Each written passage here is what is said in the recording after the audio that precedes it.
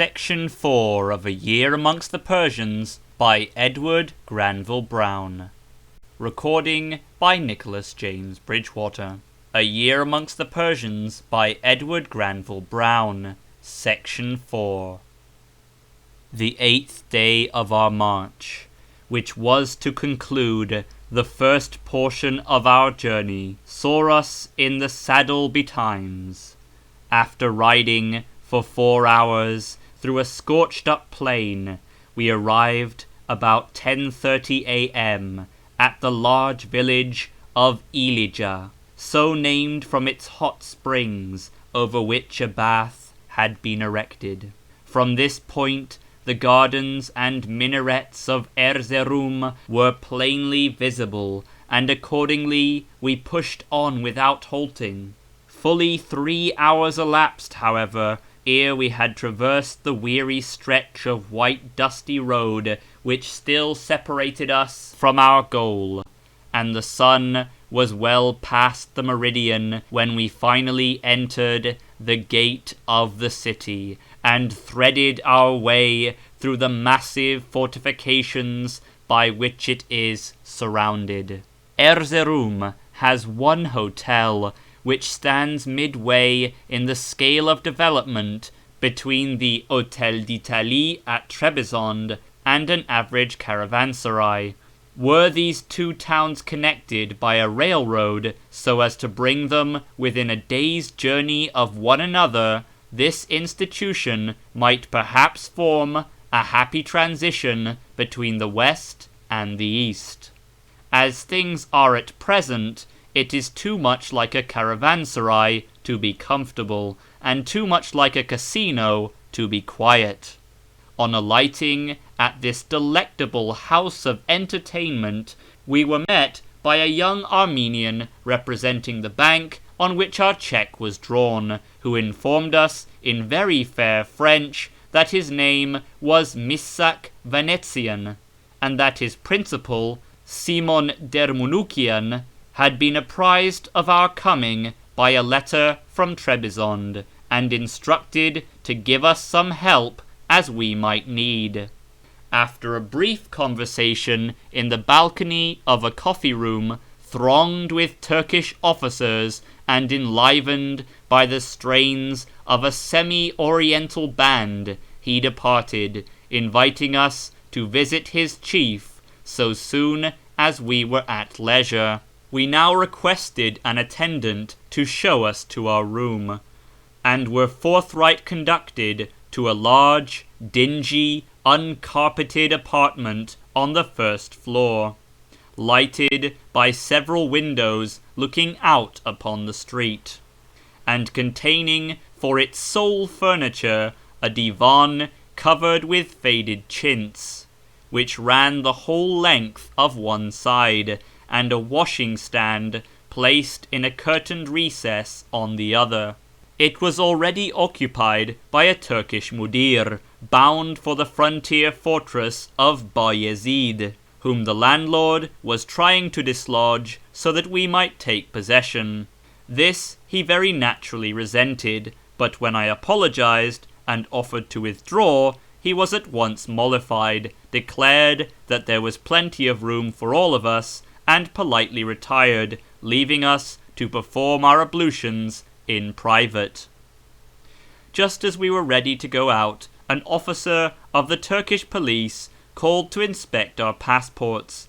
So, while H went to visit Mr. Deve, the acting British consul, I remained to entertain the visitor with coffee and cigarettes, an attention which he seemed to appreciate, for he readily gave the required visa, and then sat conversing with me till H returned from the consulate.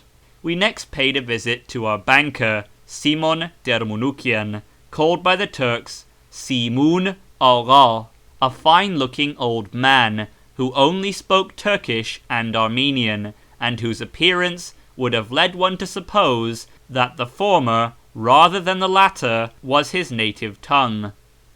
After the ordinary interchange of civilities, we drew a cheque for £3 or £4, and returned to the hotel to settle with the muleteers.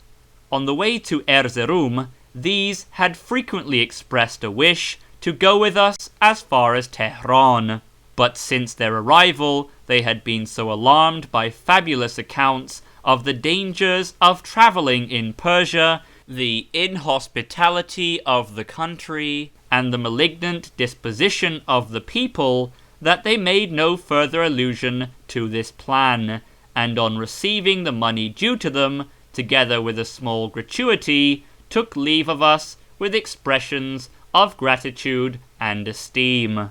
After a thoroughly Turkish dinner, I again proposed to go out, but the mudir told me that this was impossible, as the streets were not lighted, and no one was allowed to walk abroad after nightfall without a lantern.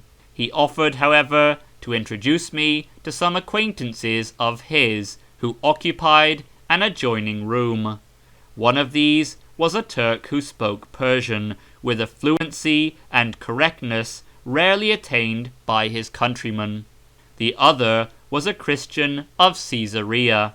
Both were men of intelligence, and their conversation interested me so much that it was late before I retired to rest on the chintz-covered divan, which I would gladly have exchanged for the fragrant hay of Pasha Punari. Next day our troubles began. The news that 2 Englishmen were about to start for Persia had got abroad, and crowds of muleteers, Persians, Turks, and Armenians came to offer their services for this journey. The scene of turmoil which our room presented during the whole morning baffles description. While our ears were deafened with the clamour of voices, it was like the noisiest bazaar imaginable, with this difference, that whereas one can escape from the din of a bazaar when it becomes insupportable, this turmoil followed us wherever we went. An Armenian called Vartan demanded the exorbitant sum of £5 Turkish per horse to Tabriz. A Persian offered to convey us thither in a mighty wagon which he possessed, wherein, he declared, we should perform the journey with inconceivable ease. This statement, which I was from the first but little disposed to credit, was subsequently denied in the most categorical manner by our friend the mudir, who assured me that he had once essayed to travel in such a vehicle, but had been so roughly jolted during the first stage that he had sworn never again to set foot in it, and had completed his journey on horseback. Any lingering regrets which we might have entertained at having renounced the prospect of inconceivable ease held out to us by the owner of the wagon were entirely dispelled some days later by the sight of a similar vehicle hopelessly stuck and abandoned by its possessor in the middle of a river which we had to ford. At length, partly because no better offer seemed forthcoming, partly from a desire to have done with the matter and enjoy a little peace and quietude for the remainder of our stay in Erzurum, we accepted the terms proposed by a Persian muleteer called Farach, who proposed to supply us with 5 horses to Tabriz for £2 Turkish and 2 mejidiyes a head, to convey us thither in 12 days, and to allow us the right of stopping for 2 days on the road at whatever place we might choose. I now flattered myself that I should be allowed a little peace, but I found that I had reckoned without my host. No sooner had I satisfied myself as to the efficiency of Farach's animals, agreed to the terms proposed by him, and accepted the pe, a pledge of money, which it is customary for the muleteer to place in the hands of his client as a guarantee that he will hold to the bargain and be prepared to start on the appointed day, then our ears were assailed on all sides with aspersions on the honesty and respectability of the successful candidate. Farach, so I was assured, was a native of the village of Seyvan, near Huy, and the Seyvanlis were, as was well known, the wickedest, most faithless, and most dishonest people in Persia.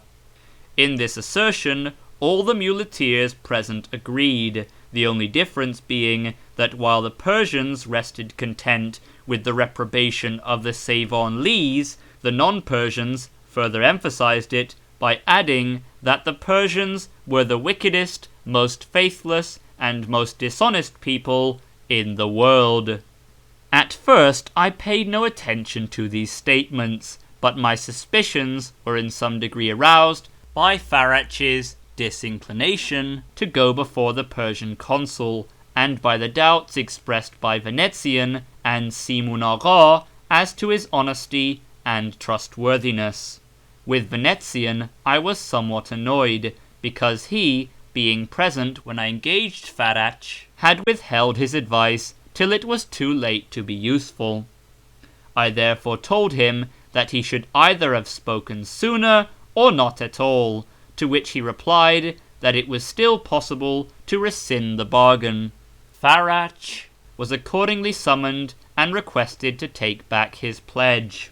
This, however, he resolutely declined to do, and I could not help admitting that he was in the right. Finally, Venetian desisted from his attempts to annul the contract, and indeed retracted to some extent the objections which he had raised against it. What motive impelled him to this change of front I cannot say, and I am unwilling to credit an assertion made to me by Farach a few days later to the effect that the Armenian's sole object in these manoeuvres was to extort a bribe from the poor muleteer, and that having obtained this he was content to withdraw all opposition. Although these annoyances, combined with a temporary indisposition due probably to the badness of the water supply, somewhat marred the pleasure of our stay at Erzurum. The kindness shown us by Mr. Deve, the British consul, and Mr. Chambers, an American missionary, and his wife, rendered it much more agreeable than it would otherwise have been. Before leaving, we paid a visit to the Persian consul, who received us very courteously and gave us a letter to Pasha Khan of Ovajek, the Persian warden of the marches, from whom, he added, we should receive an escort to conduct us to Huy, should this be necessary. Beyond Huy, the country was perfectly safe, and no such protection would be required. The consul next inquired whether we were travelling with our own horses or with hired animals, and on learning that the latter was the case, insisted on summoning the muleteer to admonish him. Knowing that Farach was unwilling to appear before the consul, I ventured to deprecate this proceeding, and made as though I had forgotten the muleteer's name.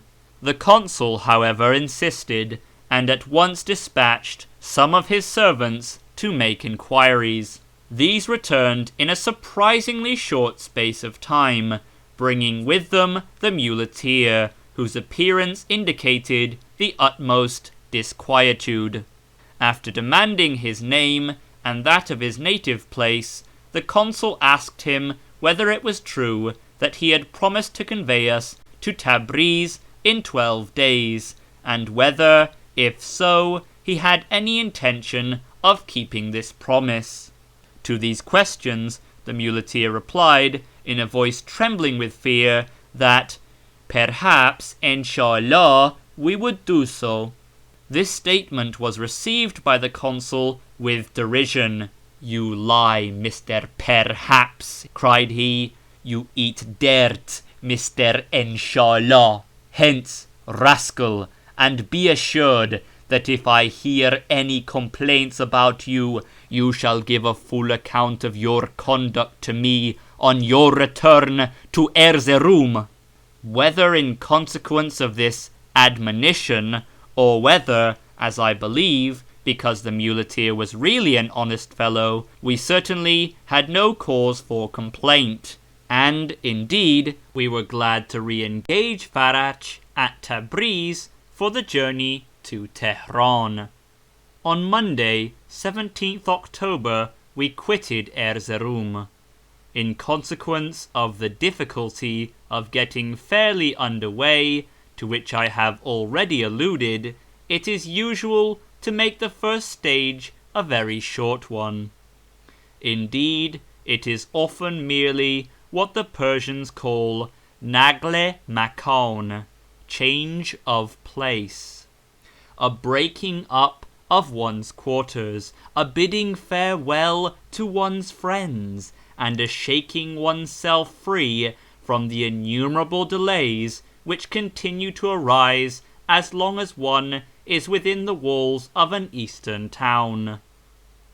We therefore did not expect to get farther than Hasan Qal'a, which is about 3 hours' ride from Erzurum, before we had finished our leave-taking and settled the hotel bill, which only reached the modest sum of 108 piastres, about £1 sterling, for the two of us and Ali for 3 days. The rest of the caravan had disappeared, and it was only on emerging from the town that I was able to take note of those who composed it. There were, besides the muleteers, our friend the Mudir and his companions and servants, who were bound for Bayezid, a Turkish Zabtiyeh, who was to escort us as far as Hasan Qal'a, and 3 Persians proceeding to Tabriz. Of these last, one was a decrepit old man, the other 2 were his sons. In spite of the somewhat ludicrous appearance given to the old man by a long white beard, of which the lower half was dyed red with henna, the cause which had led him to undertake so long a journey, in spite of his advanced age, commanded respect and sympathy. His 2 sons had gone to Trebizond for purposes of trade, and had there settled, and although he had written to them, repeatedly entreating them to return to Tabriz, they had declined to comply with his wishes, until eventually he had determined to go himself, and, if possible, persuade them to return home with him. In this attempt he had met with the success which he so well deserved. As we advanced towards the low pass of Deve Boyun, the Camel's Neck, over which our road lay, I was much impressed with the mighty redoubts which crown the heights to the north-east and east of Erzurum, many of which have, I believe, been erected since the Russian War. Beyond these, and such instruction and amusement as I could derive from our travelling companions, there was little to break the monotony of the road till we arrived at our halting place about 3 p.m. As the Khan was full, we were obliged to be content with quarters even less luxurious, and even there the Mudir, with prudent forethought, secured the best room for himself and his companions. Hasan Qal'a is, like Ilija, which is about equidistant from Erzurum on the other side, remarkable for its natural hot springs, over which a bath had been erected. The Mudir was anxious to visit these springs, and invited us to accompany him. To this I agreed, but H, not feeling well, preferred to remain quiet. The bath consists of a circular basin, 25 or 30 feet in diameter, surrounded with masonry and roofed in by a dome. In the summit of the dome was a large aperture through which we could see the stars shining. The water, which is almost as hot as one can bear with comfort, bubbles up from the centre of the basin, and is everywhere out of one's depth. After a most refreshing bathe, we returned to our quarters. Next day, we started about 6 a.m. and were presently joined by a Turkish mufti proceeding to Bayezid, with whom I conversed for some time in Persian, which he spoke very incorrectly and with great effort. He was, however, an amusing companion, and his conversation beguiled the time pleasantly enough till we halted about midday at a large, squalid Armenian village called Kumasur. Our Turkish fellow travellers occupied the Mosafer Oda, or guest room, and intimated to us that they wished to be left undisturbed for their midday devotions, so we were compelled to be content with a stable. As the rest of the caravan had not yet come up, we had nothing for lunch but a few biscuits and a little brandy and water, which we fortunately had with us. Several of the Armenian villagers came to see us. They were apathetic and dull, presenting a sad contrast to the Armenians of the towns. They talked much of their grievances, especially of the rapacity of the multezim, or tax-gatherer of the district, who had, as they declared, mortally wounded one of the villagers a few days previously, because he had brought 8 piastres short of the sum due from him. They said that the heaviest tax was on cereals, amounting to 1 in 8 of their total value, and that, for the privilege of collecting this, the tax-gatherer paid a certain fixed sum to the government, and made what profit he could. Quitting this unhappy spot as soon as the rest of our caravan appeared, we again joined the Mudir's party, which had been further reinforced by a Charvouche, sergeant, and 2 Zabtiers, one of whom kept breaking out into snatches of song in the shrillest voice I ever heard.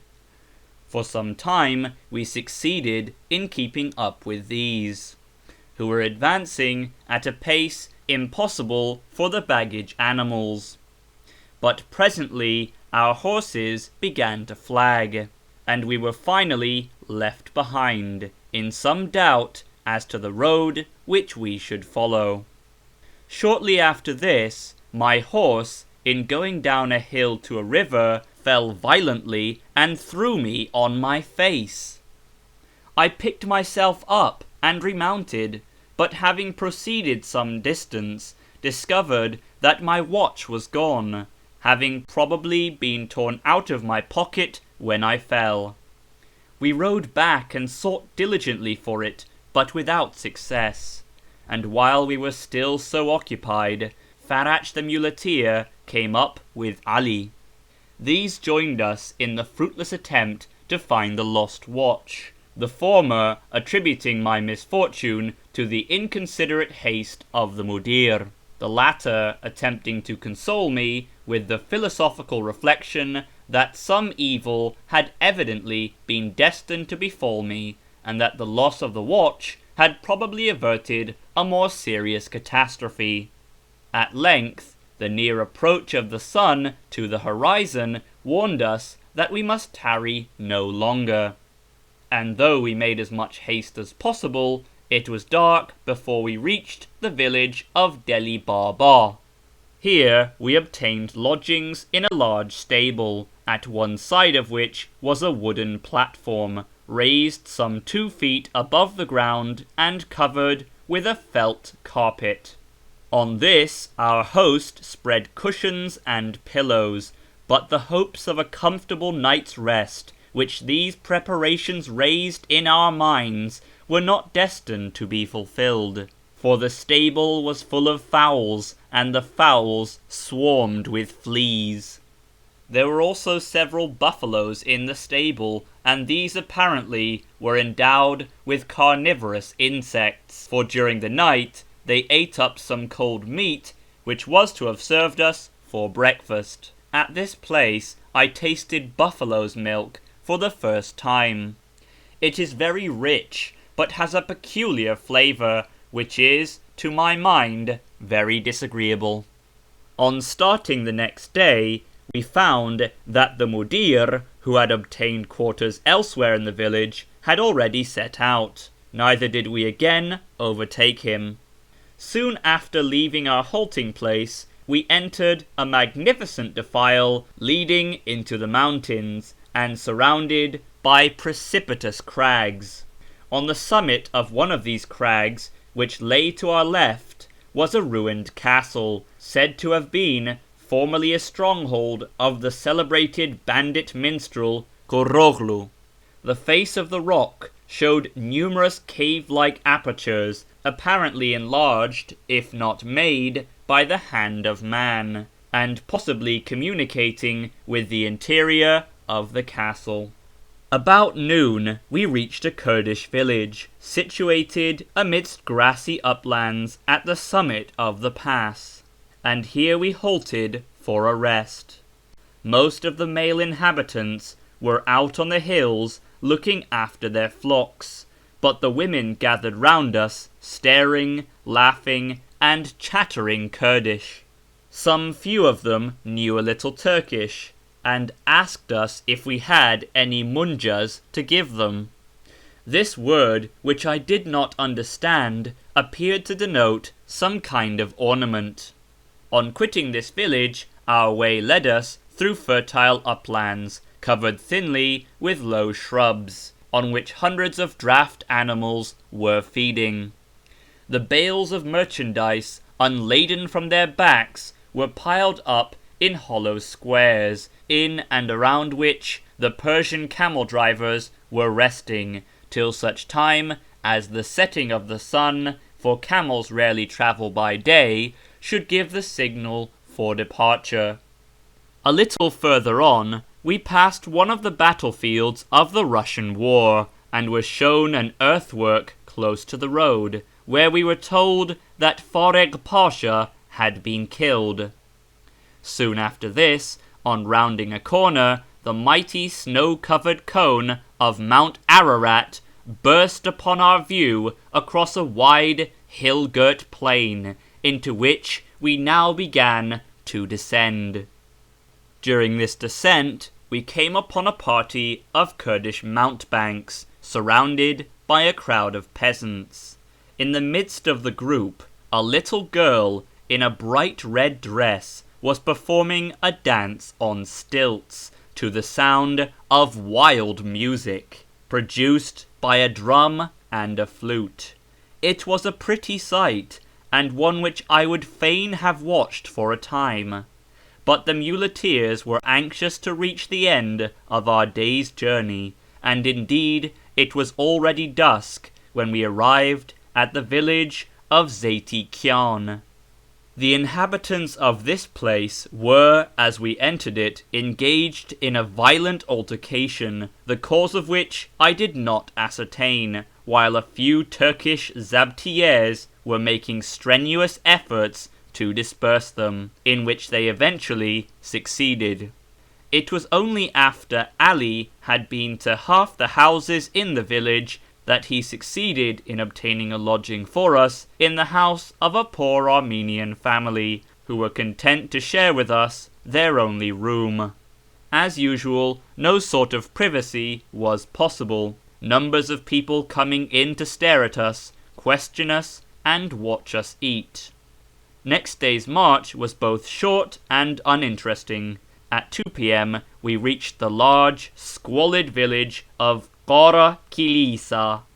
As the day was still young, and the place far from attractive, we were anxious to proceed farther, but this the muleteers declined to do, answering, after the manner of their class, that they had agreed to take us to Tabriz in 12 days from Erzurum, and that this they would do, but that for the rest we must allow them to arrange the stages as they thought fit.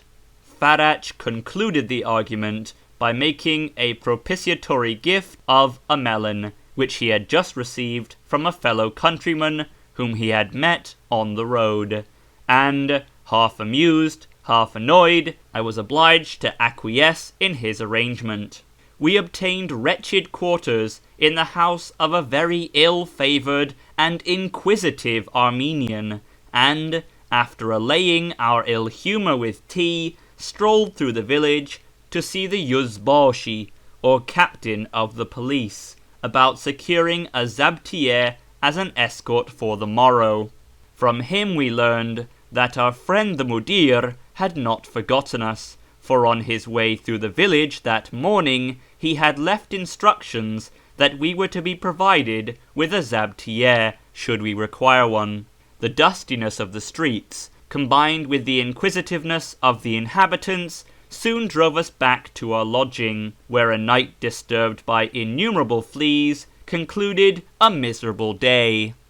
In spite of our desire to quit so unattractive a spot, we did not start till 7:45 a.m., a much later hour than usual.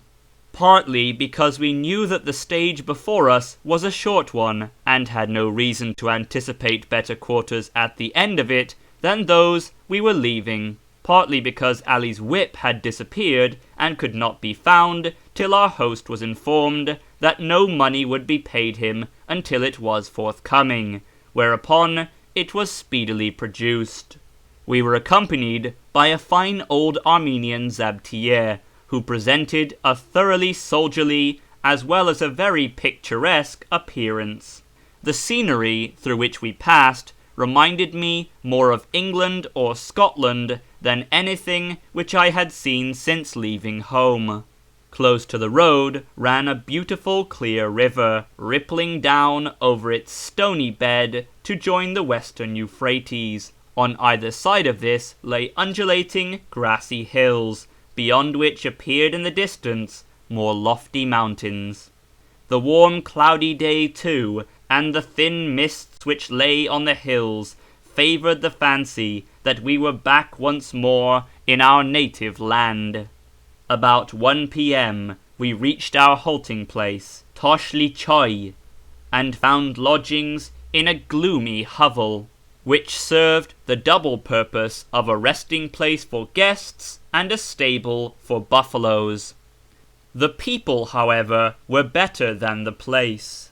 Our host was an old Persian with henna-dyed beard and nails, who manifested his good feeling toward us by plunging his hand with an introductory Bismillah into a dish of poached eggs, which was set before us for luncheon. His son, a bright handsome lad of 16 or 17, made every effort to enliven us, and, on my inquiring whether there were any fish in the river, offered to conduct us thither, and show us not only where they were, but how to catch them. Having collected several other youths, he commenced operations by constructing a dam of stones and turf half across the river, at a point where it was divided into two branches by a bed of shingle. The effect of this was to direct the bulk of the water into the left-hand channel, while the depth of that which remained in the right-hand channel, at the lower end of which a boy was stationed to beat the water with a stick, and so prevent the imprisoned fish from effecting their escape, sunk to a few inches. Having completed these preparations, the operators entered the water with sticks in their hands, struck at the fish as they darted past, thereby killing or stunning them, and then picked them up and tossed them onto the bank. One lad had a sort of gaff, wherewith he hooked the fish very dexterously.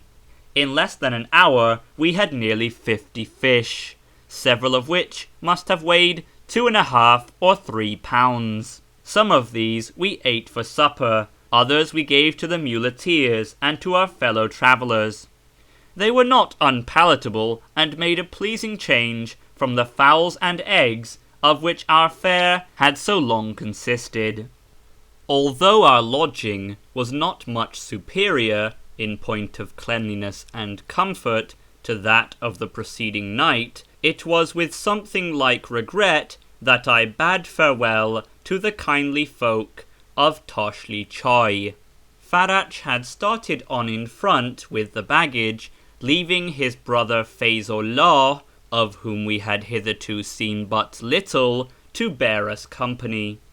This Fazlullah was a smooth-faced, narrow-eyed, smug-looking, sturdy rascal, whose face wore a perpetual and intolerable grin, and whose head was concealed rather than crowned by the large, low, conical, long-haired pawpaw which constitutes the usual headdress of the peasants inhabiting that region which lies just beyond the Turco-Persian frontier. We were also accompanied by a Turkish zabtiye, who proved to be unusually intelligent, for when we were come opposite to the village of Uchkilisa, which lies on the farther side of the river, he told us that there was an old Armenian church there which was worth looking at, and that we should by no means neglect to pay our respects to an aged Armenian ecclesiastic entitled by him the Morakhas Effendi, who, as he assured us, enjoyed such influence in the neighbourhood that, were he to give the command, 100 men would escort us to Tabriz. We therefore turned aside from our course, to the infinite disgust of Fazlullah, whose only desire was to reach the end of the stage as soon as possible, and first proceeded to the church. This was a fine old building, but it had suffered at the hands of the Kurds during the Russian War, and the beautiful designs and paintings with which it had before that time been adorned had, for the most part, been destroyed by fire. Leaving the church, we passed the house and mill of the Morakhas Effendi, who, on hearing our approach, came out to meet us, and begged us to enter his house and partake of some refreshment.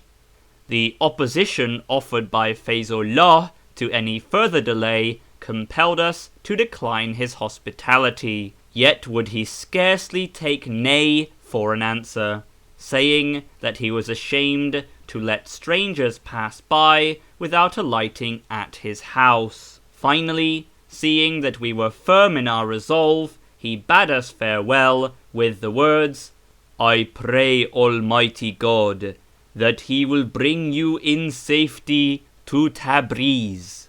It was with a sense of comfort and encouragement that we parted from the venerable and reverend old man. But this feeling was presently changed to one of indignation against Fazlullah, who had urged the length of the stage as a reason for hastening on, when, not much after 1:30 p.m, we arrived at the wretched town of Diyardin, where we were to sleep for the last time on Turkish territory. A more desolate spot I do not think I have ever seen. The dirty, dusty town, which scarcely contains 2 respectable houses, stands in a barren, treeless waste, and is half encompassed by a vast, crescent-shaped chasm with precipitous sides. Heaps of refuse lie about in all directions, both before the doors of the miserable hovels which compose the town, and amongst the graves of the extensive and neglected cemetery which surrounds it. Of the 2 respectable houses which I have noticed, one belongs to the governor, the other is the post office. To the latter we paid a visit, and conversed for a while with the postmaster and telegraph clerk, for both functions were united in one individual, who was a Turk of Adrianople. He complained bitterly of the dullness of Diyardin, where he had been for 2 years, and to which a marriage, contracted with a Kurdish girl, had failed to reconcile him. On returning to our lodging, we found that the aperture in the roof, which did duty for window and chimney alike, admitted so much wind and dust that we were compelled to cover it with sacking, while to add to our miseries, we discovered that all our candles were used up. Having eaten our supper by the dim light of a little earthenware lamp, we therefore had no resource but to seek forgetfulness of our discomforts in sleep. Next morning, 23rd October, the 7th day of our departure from Erzurum, we were in the saddle by 6 a.m. My spirits were high, for I knew that before sunset we should enter the land which I had so long and so eagerly desired to behold. The Zabtieh who accompanied us, remarkable for an enormous hooked nose, took pains to impress upon us the necessity of keeping well together, as there was some danger of robbers. Presently, on rounding a corner, a glorious view burst upon us. Ararat, which had been hidden from us by lower hills since we first saw it from the heights above Zati Kyaun, lay far to the left, its snowy summit veiled in clouds, which, however, left unconcealed the lower peak of Little Ararat. Before us, at the end of the valley, perched midway up the face of a steep rocky mountain, lay the town and fortress of Bayezid, which keeps solitary watch over the northeast frontier of the Turkish Empire. This we did but see afar off, for, while 2 or 3 hours' march still separated us from it, we turned sharply to the right into the valley leading to Kizildize, the last village on Turkish soil. At this point we left the telegraph wires, which had, since our departure from Trebizond, kept us company and indicated the course of our road. Soon after midday we reached Kizildize, and leaving our baggage in the custom house, betook ourselves for rest and refreshment to a large and commodious khan.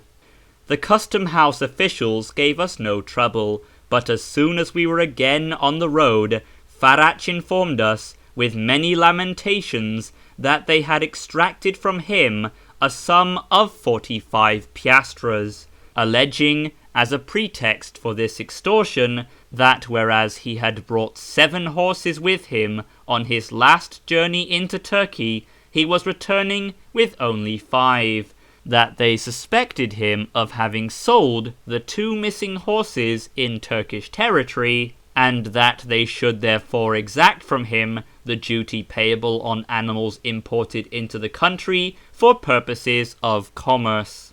It was in vain that Farach protested that the 2 horses in question had died on the road, for they demanded documentary proof of this assertion, which he was unable to produce. And indeed, to me it seemed an absurd thing to expect a certificate of death for an animal which had perished in the mountains of Asia Minor. The hook-nosed veteran who had accompanied us from Diyardin had yielded place to a fresh Zabtieh, who rode silently before us for 2 hours, during which we continued to ascend gradually through wild but monotonous hills, till, on reaching a slight eminence over which the road passed, he reined in his horse, and turning in his saddle, said, "Farther I cannot go with you, for this is our frontier, and yonder before you lies the Persian land." End of section 4. End of chapter 2. From England to the Persian frontier. Recording by Nicholas James Bridgewater.